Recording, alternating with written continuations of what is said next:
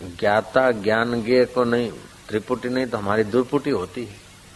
वो महापुरुषों की त्रिपुटी, जब चाहे तो त्रिपुटी का उपयोग करे, जब चाहे तो त्रिपुटी से भीतर आ जाए। ज्ञाता ज्ञान ज्ञेय की दृष्टा दर्शन दृश्य की त्रिपुटी से रहित पद में एक सेकंड को, एक मिनट को गुरुदेव उसमें डुबकी मार दी। वो पल भर भी उस त्रिपुटी रहित पद में आदमी आ जाए तो किसी भी प्रश्न का उत्तर सहज सहज है, और उसके लिए कोई असंभव नहीं। अगर वो चाहे, यदि वो संकल्प चलाए, मुर्दा भी जीवित हो जाए, पढ़ लेते रामायण, रख देते। लेकिन वो अवस्था कैसे आए?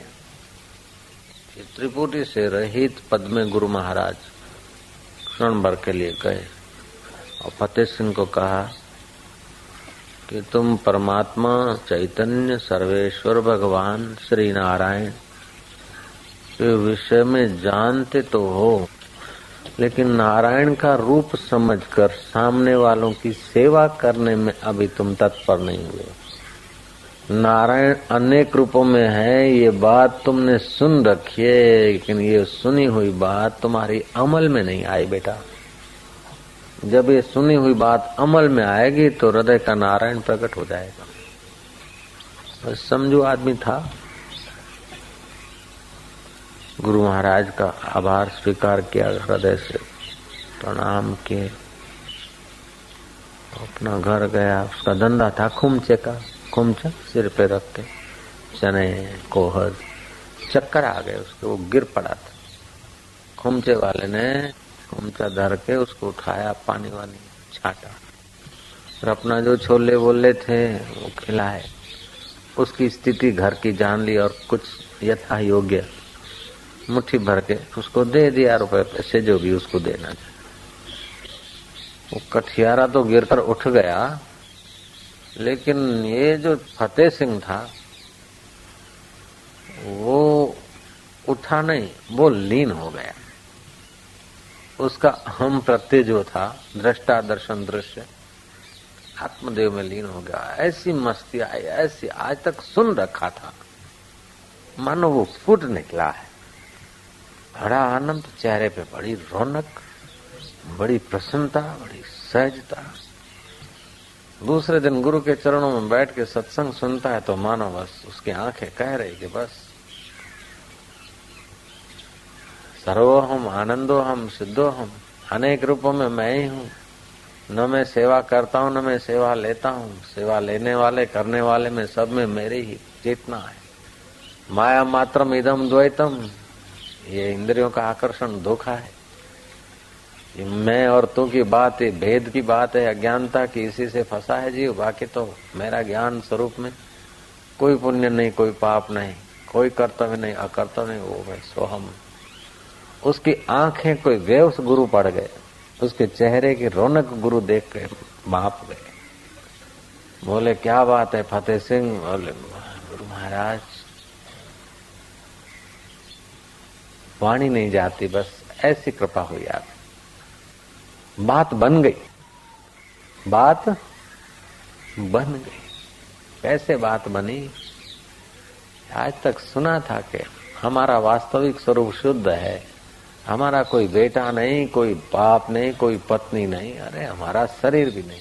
अगर है तो सब में मैं ही हूं, या तो मेरा कुछ नहीं, या तो सब में हूं। दोनों में से एक कहीं भी बात बन जाए। महाराज जी का लक्कड़ हार गिरा था बेहोश होकर, उसके रूप में जो मेरा स्वरूप था, खाली देह की, मैं देह के अपने देह से संबंधितों की सेवा करता था। अब पता चला कि ये तो नैरो माइंड है।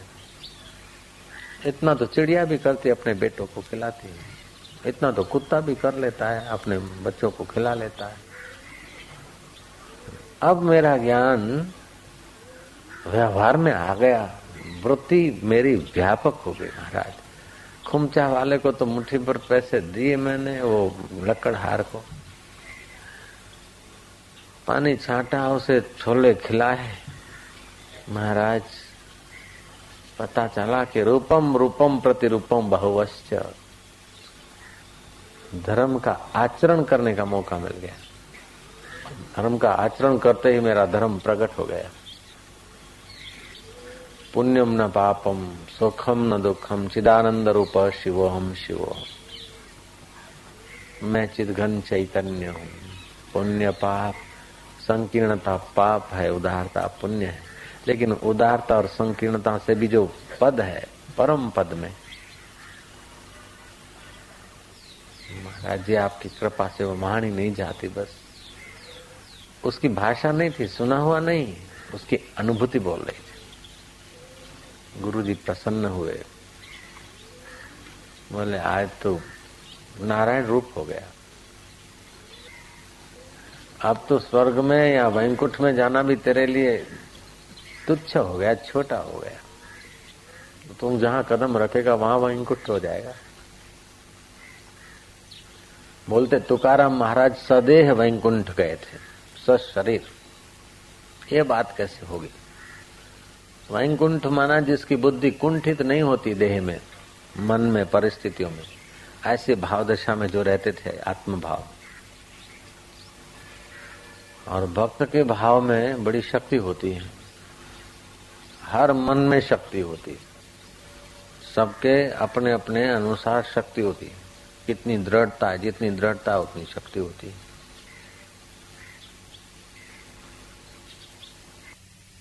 सर्वांगी विकास करना एक कठिन नहीं है, इसके लिए तत्परता कठिन है। क्यों कठिन है कि हल्के संग का प्रभाव बहुत, हल्का आकर्षण बहुत हो गया। इसीलिए जीवन ऐसे ही खप जाता है, आदमी दुखी दुख सहता है। न भोग में तृप्ति और न योग में विश्रांति, दोनों तरफ से बेचारा दुखी दुख सह लेता है। जीवन का कोई उच्च लक्ष्य नहीं है ना, तो आदमी हल्की इच्छाओं में, हल्के दिखावों में, हल्के आकर्षणों में खप जाता है। जीवन का कोई ऊंचा ध्येय बना लेना चाहिए। और ऊंचे में ऊंचा ध्येय तो ये है कि जीवन दाता का अनुभव करें। अनंत ब्रह्मांडों का जो आधार है, उस आधार का साक्षात्कार करना, ये ऊंचा लक्ष्य है। दुनिया में हर इज्जत वाले से ऊंची इज्जत होती है आत्मज्ञानी की। हर ऊंचे पद से ऊंचा पद होता है आत्मपद। हर ऊंचे ज्ञान से ऊंचा ज्ञान होता है आत्मज्ञान। सारे ज्ञान इसी से पैदा होते हैं। चाहे सिविल सर्जन का ज्ञान हो, वो आत्मा की सत्ता से होगा। चाहे टेक्नोलॉजी हो, चाहे साइकोलॉजी हो, चाहे बायोलॉजी हो, चाहे अतल वितल का ज्ञान हो, चाहे नरक का ज्ञान हो, सारे ज्ञान का मूल स्थान, उद्गम स्थान आत्मा है। सारे विश्व का नहीं, सारे ब्रह्मांड का। ब्रह्मा जी भी सृष्टि का संकल्प करते ने, वो भी सत्ता उसी आत्मा से लाते हैं। शिव जी संहार करते हैं, वो भी शक्ति आत्मा से लाते हैं। सारी शक्तियां जो है विश्व भर की, वो उसी विश्व चैतन्य आत्मा से आती है। उस चैतन्य आत्मा का ज्ञान सर्वोपरि है, और वो पाले तो सारे ज्ञान एक एक करके पाएगा तो जीवन पूरा हो जाएगा। लेकिन उस ज्ञान को पा लिया, जो आंख का स्पेशलिस्ट है वो मस्तिष्क का नहीं होता, तो उसी में समय उसका खप जाता है। जो गले का स्पेशलिस्ट है वो फिर दूसरे अंगों का स्पेशलिस्ट नहीं बनता। ये तो हुआ खाली बॉडी का, लेकिन आत्मा तो पूरे शरीर का स्पेशलिस्ट है, स्वर्ग नरक का स्पेशलिस्ट है। अब सारे स्पेशलिस्टों का भी आधारभूत तो आत्मा ही है। एक साधे सब सधे, सब साधे सब जाए। उस आत्म पद में जितनी विश्रांति होती है, अथवा उस आत्म पद को पाने के लिए जितनी जिज्ञासा या तड़प होती है, उतना उन पुरुषों का आदर होता है जो आत्मज्ञानी है। और जितना उन पुरुषों का आदर होता है, उतना ही उन पुरुषों के वचनों पर अडिग होता है। गीता ने कहा, श्रद्धावान लभते ज्ञानम। श्रद्धा खाली भक्ति में ही नहीं, ज्ञान प्राप्ति में भी श्रद्धा चाहिए। श्रद्धा के साथ तत्परता हो। आप श्रद्धे को, गुरु को या भगवान को कितना मानते हैं? कि उनके आदेश को जितना आप चिपके रहते हैं उतना मानते, उनके आज्ञा को, उनके आदेश को जितना आप चिपके रहते हैं उतना आप मानते।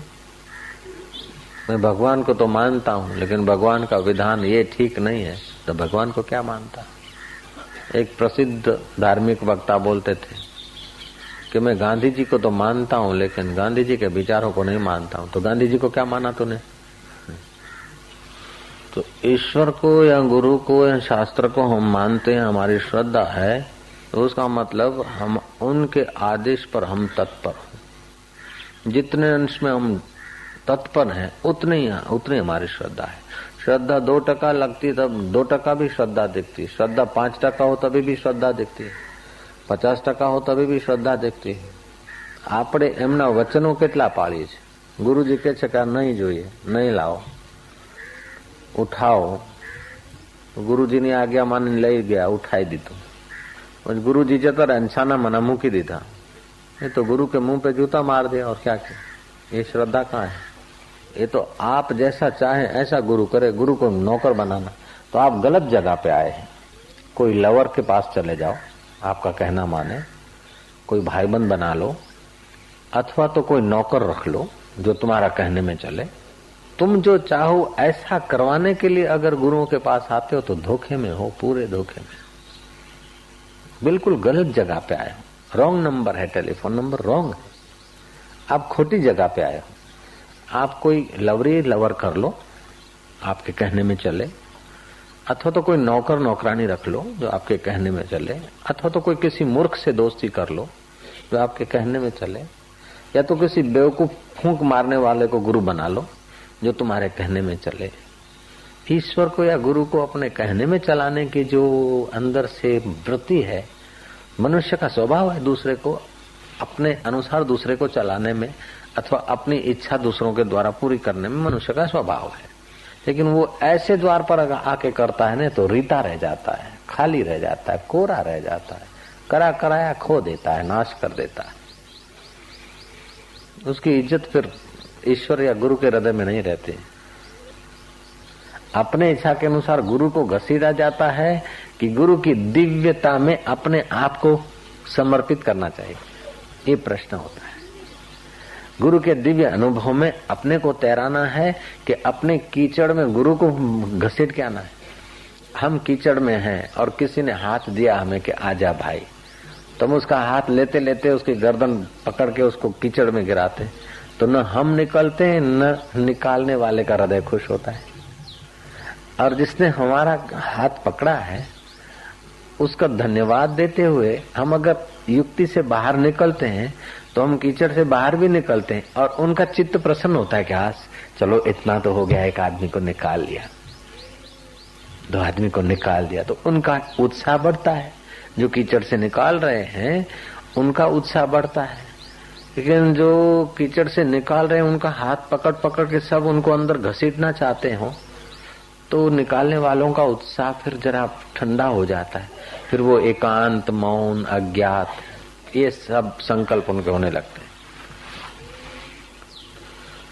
हकीकत में धर्म इन्हीं महापुरुषों के कारण जिंदा है जो त्रिपुटी से पार है, पुण्य पाप से पार है,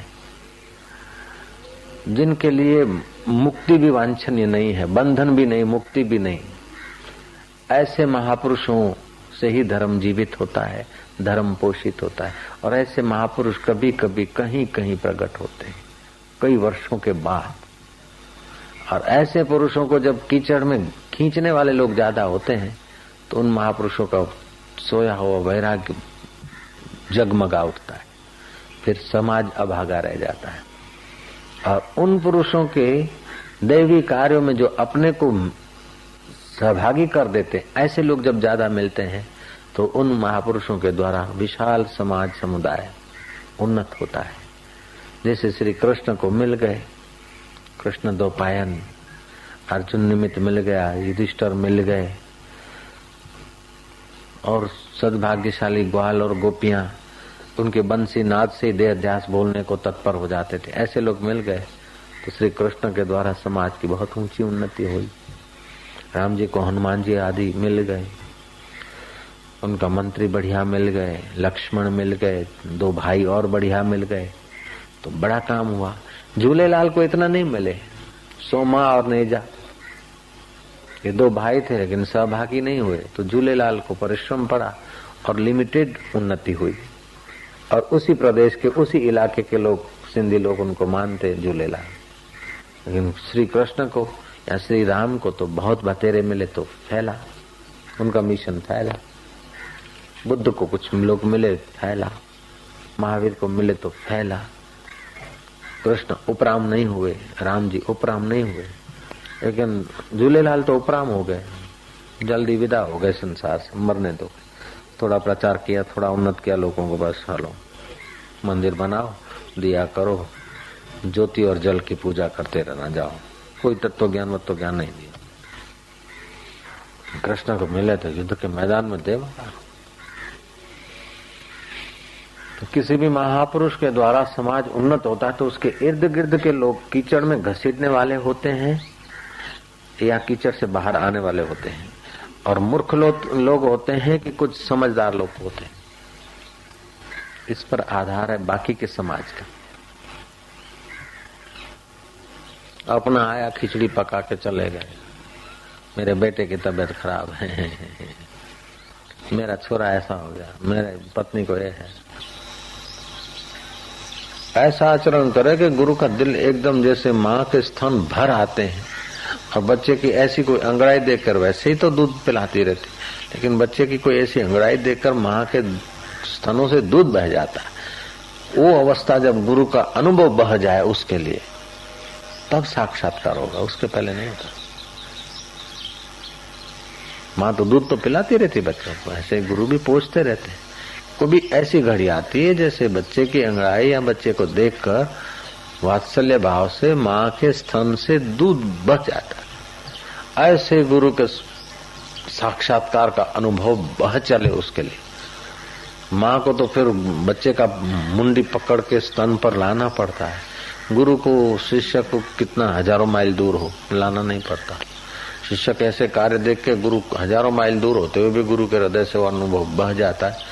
शिष्य को वहां अनुभव हो सकता है, वहीं साक्षात्कार हो सकता है। मैं अमून अनुभव मेरे गुरुदेव के कई बार ऐसे मेरे को महसूस हुए, कृपा के धक्के। कई बार कोई जाता था डीसा से बातचीत करता था, कैसा ऐसा करता, हमारे हृदय में बड़ी मस्ती छा जाती। हम समझते थे कि गुरु जी को हमारे किसी न किसी कार्य से, सेवा कार्य से गुरु जी के हृदय में हमारे प्रति खुशी हुई है, तो हमारा हृदय उसी समय खुश हो जाता। बाद में पत्र आता था, अथवा कभी कभी हमारी चिट्ठी पहुंचती थी कि हम ऐसे ऐसे जी रहे हैं। चिट्ठी पहुंचती और गुरु जी के आगे तो बिल्कुल यथार्थ लिखना है। चिट्ठी पहुंचती थी तो हमको पता चल जाता था कि अभी चिट्ठी पहुंची, क्योंकि चिट्ठी पहुंचे गुरु जी सुनते हैं। गुरु जी सुनते सुनते अगर तृप्त होते हैं तो बस उसी क्षण हमारी मस्ती का कोई अंदाजा और ही हो जाता था। ऐसा मेरे को कई बार होता था। डीसा के आश्रम में रहता था, बड़ी प्रतिकूलता थी। गुरु जी ने कहा कि वहीं रहो। 7 साल मैंने वहां गुजारे। गुरु आज्ञा ही केवलम शिष्य से परम मंगलम। ये सूत्र गुरु जी की कृपा से अपने जीवन में आ गया। नहीं तो इस जमाने में इस ढंग से जीना मुश्किल है। इतना समाज के बीच होते हुए भी अपना ज्ञान की मस्ती में बैठे रहना या जीते रहना। जिस गांव में जाओ, जिस गांव से आप निकले हो ना साधन करने के, जिस गांव में आपका माई बाप है, उस गांव में फिर आप चाहे कितना भी भगवान का दर्शन करके लौटो तो आपकी वैल्यू नहीं होगी। तुलसीदास जी गए अपने गांव, सोचा कि भगवान के दर्शन हुए, इतना सुंदर रामायण लिखा है, तो कम से कम जिस गांव में मैं पला हूँ, खेला हूँ, उस गांव के लोगों की जरा उन्नति हो जाए। तुलसी अपने गांव में गए और कोशिश किया लोगों को सत्संग वत्संग रामायण सुनाने की। अरे तुलसियो है रे, अरे छोरो तुलसियो आयो, बड़ो हो गयो रे। अरे तुलसिया बोले कथा सुनो। अरे कथा कहीं तू भाग गयो तो अभी सुधरियो है कि तू। हम भी जब आए थे पहली बार तो हमारा भाई भी बोलता कि 7 साल भाग गया, अब तो सुधर, चल दुकान पे बैठ। इसलिए मैं भाग के इधर आ गया। पेड़ के नीचे आके बैठा और फिर आश्रम हुआ। अब उसको पता चला कि हम सुधरे थे कि बिगड़े थे। तुलसीदास ने एक दोहा लिखा है चौपाई, तुलसी कबहू न जाइयो, तुलसी कबहू न जाइयो अपने बाप के गांव, तुलसी कबहू न जाइयो अपने बाप के गांव, दास गयो तुलसी गयो रहो तुलसियो, नाम सियावर रामचंद्र की। जो इतना सारा हो रहा है इसे अहमदाबाद में से तो पनपे थे और यहीं आके डेरा हो गया। तो ये सारा गुरु आज्ञा ही केवलम शिष्य से परम मंगलम, इस सूत्र ने मुझे बहुत कुछ दिया।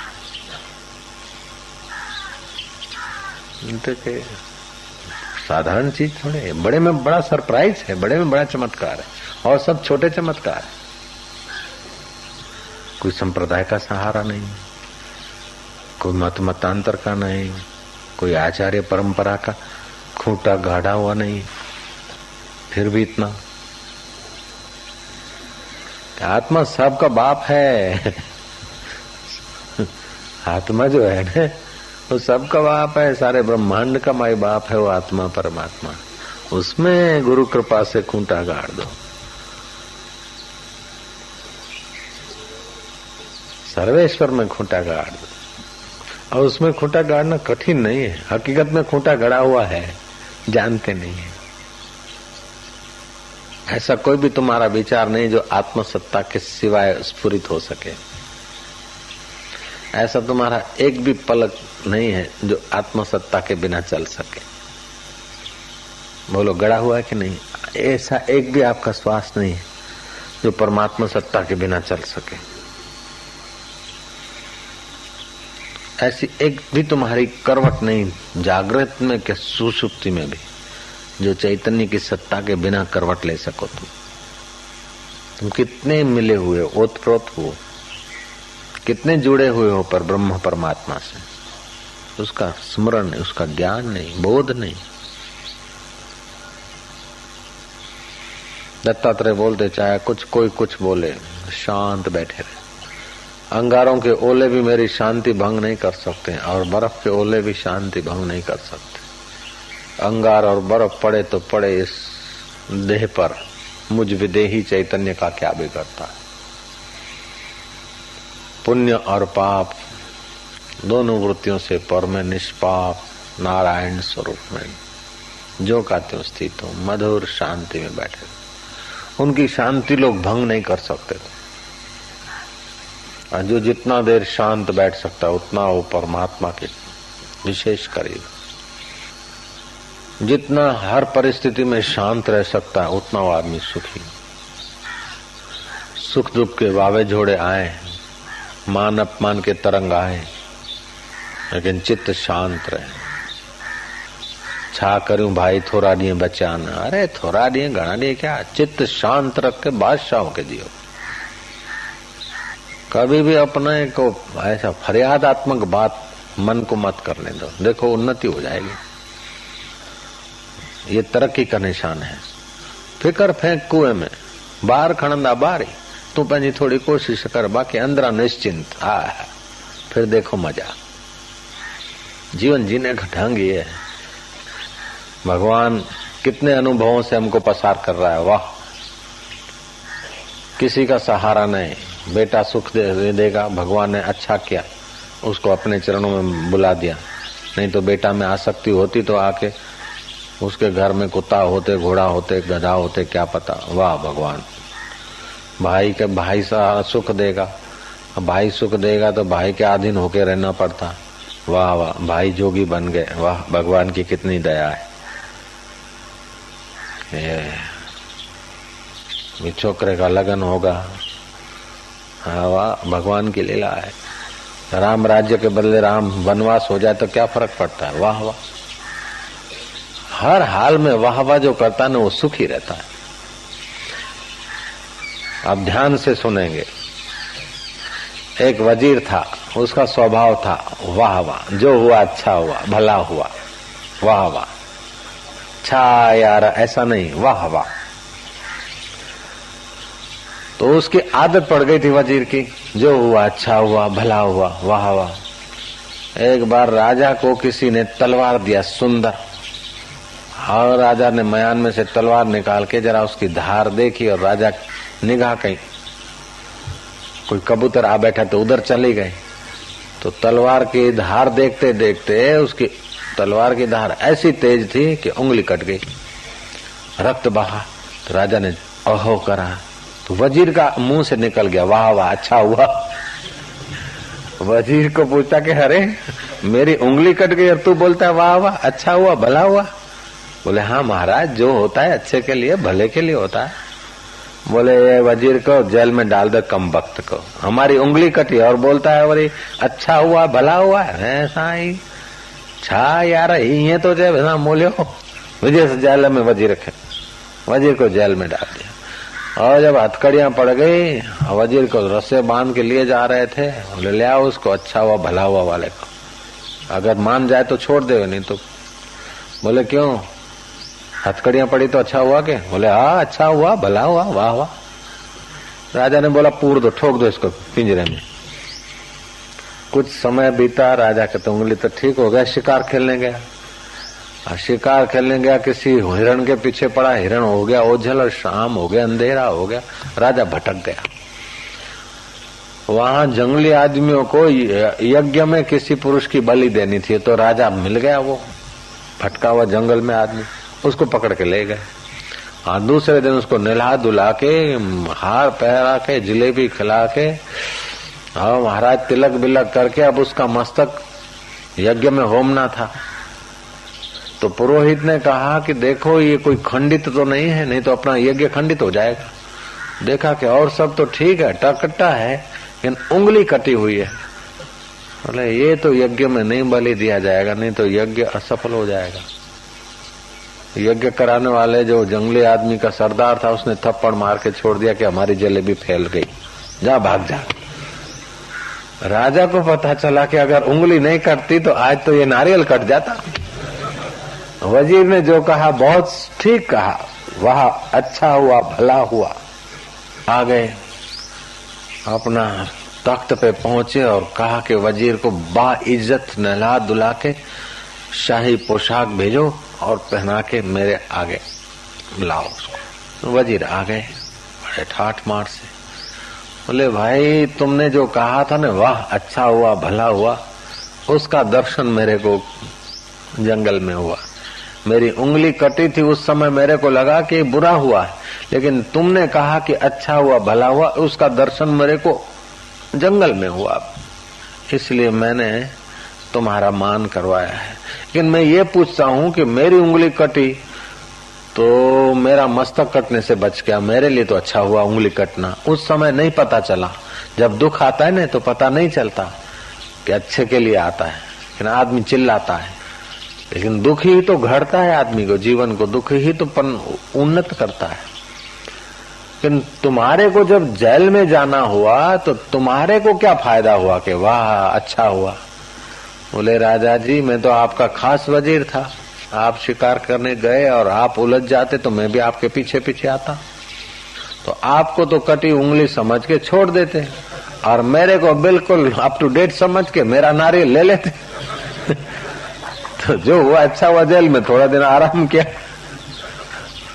हकीकत में जो कुछ भी होता है भलाई के लिए होता है, अच्छे के लिए होता है। आदमी का स्वभाव होता है ना, यार छा करूं है थोड़ा डी पिया हाण में ही छा थी छा, अरे छा वरी छा, वाह वाह लग जाओ ठीक है, लेकिन कोई दिल में दुख पैदा हो, टेंशन पैदा हो, चिंता पैदा हो, ऐसा विचार करके अपनी शक्ति नाश मत करो। चिंता पैदा हो ऐसा विचार करके अपनी शक्ति नाश मत करो, चिंतन करके अपनी शक्ति बढ़ाओ।